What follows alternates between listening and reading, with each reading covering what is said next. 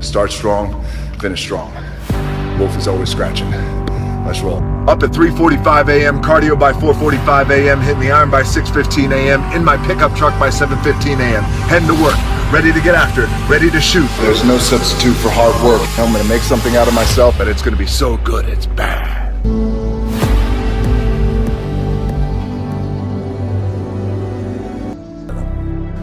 My dad, in his pickup truck, came down 4 o'clock in the morning, picked me up in Miami from Tampa. We lived in a little apartment in Tampa. He drove down in his little pickup truck to Miami to get me when I was cut from the CFL.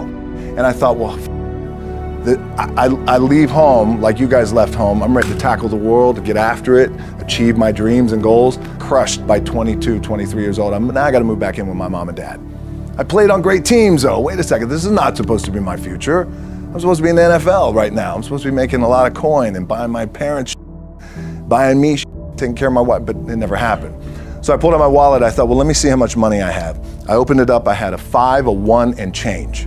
Well, at least I rounded up to $7. But I thought, God, ain't this a bitch? I got $7 in my pocket. Where the f do I go now? What do I do?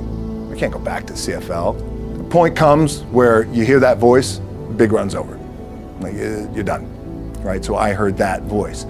So as Coach was saying, man, I hold on to that. I'm telling you, I keep my back is up against this mother. We laugh, we joke, we have a good time, but my back is still up against this mother. I do not forget it. What this also helps me do, and again, it works for me, is at some point, you gotta be tired of not being number one. You have to be, and you gotta play angry, and I play angry. Now, I'm cool and calm with my approach. And when I step out on my field, which is a set or, you know, like, there's some, and you're always gonna have haters, and haters are like, well, God damn, man, how many movies are you gonna make, or how much shit are you gonna do? Like, you do a lot of shit. I say, yes, it's my ambition. Of course, why not? I could do it, yeah. I love what I do. And not only that, but in what world do we not work every day? My back is up against this thing, you know, and I started to play angry, by the way, and I still play angry. My last match, Brock Lesnar, transitioned, and I realized if I had to be great at something, I wanted to be great in this world of Hollywood and movie making and producing and entertainment, I had to commit, and like you guys have to commit. Obviously, you commit to something, commit to the goal. So I quietly retired. 2 years later, I thought, what did I do with my career? Because my movies were not doing well. I was written off. I was like, it was around 2006, 2007. I was like, I pulled a Jim Brown. I left when I was on top, like number one in the wrestling business, and I left. It was a ballsy, gutsy, some call it stupid move, but I had to commit and I had to follow what was in my gut. What my back is up against this mother. Every day, it's against this fucking wall.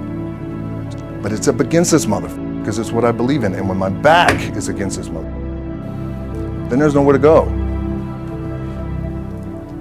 But that way. That's it. Doesn't mean you don't smile, doesn't mean you don't laugh and joke. Not me. The key for me was, where does it start? What's the anchor? What's the anchor? So I could have all these ambitions, and you guys have all these ambitions, which is great. It's important. I'll play this role, you'll play that role. I'll execute this thing and it'll come out this summer. You guys will execute this thing during the summer, right, when it's time to really put in a lot more work. But the key with me is just always finding what the anchor is. And the anchor is getting up at 4 o'clock in the morning every day before anybody else and grounding my thought process is in the no one will outwork me. No one. I love and I respect you guys. Motherfucker won't outwork me. All starts with this.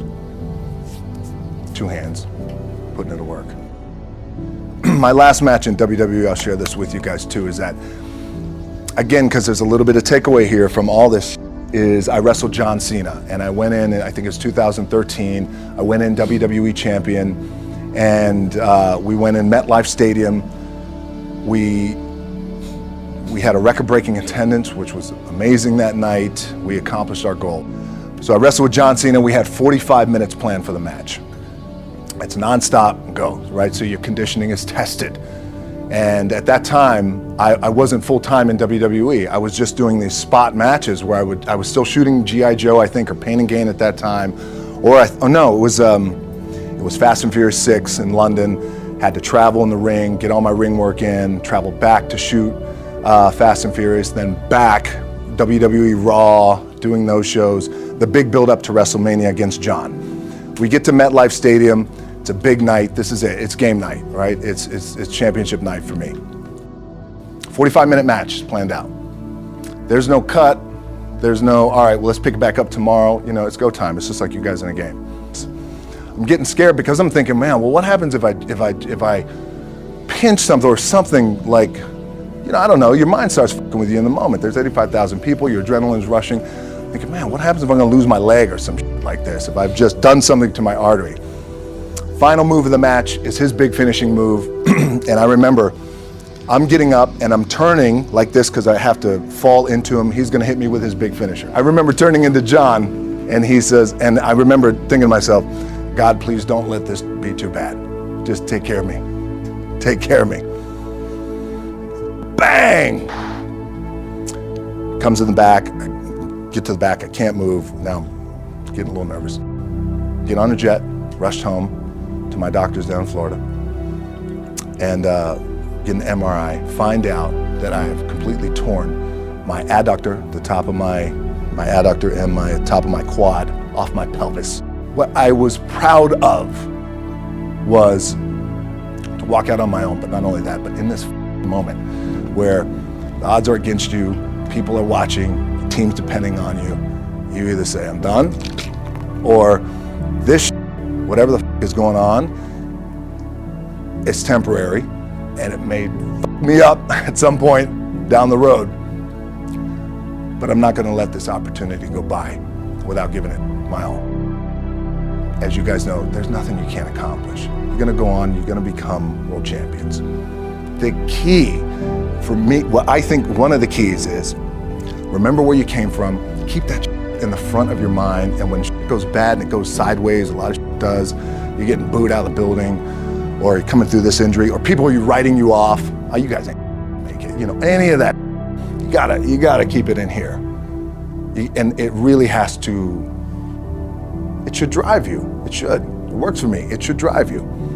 You got all the talent in the world, it's all here. Really the two things I wanna say are, you gotta be the hardest workers in the room, and don't f the opportunity up.